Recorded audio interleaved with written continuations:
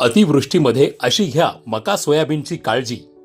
शेतकरी मित्रांनो, मका सोयाबीनमध्ये जास्त प्रमाणात पाणी भरले तर शेंगा आणि कणसे खराब होऊ शकतात।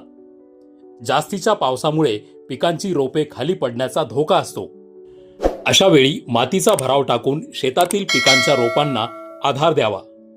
पावसात जास्त खराब झालेली रोपे काढून टाकावीत, त्यामुळे इतर निरोगी पिकांचे संरक्षण होईल।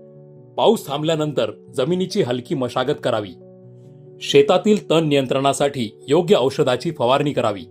या काळात गोगलगाई आणि लष्करी अळीचा प्रादुर्भाव वाढू शकतो, त्यासाठी योग्य उपाययोजना करावी।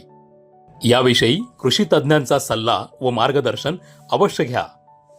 अत्याधुनिक तंत्रज्ञानातून शेती क्षेत्रात क्रांतिकारी बदल घडवून आणण्यासाठी आजच सोशल मीडियावर अभिता ॲग्रो इंडस्ट्रीजला फॉलो, लाईक व सबस्क्राईब करा। अधिक माहितीसाठी कॉल करा 8655869400। Abhita agro industries private limited, शेती, माती आणि नाती जपणारी कंपनी।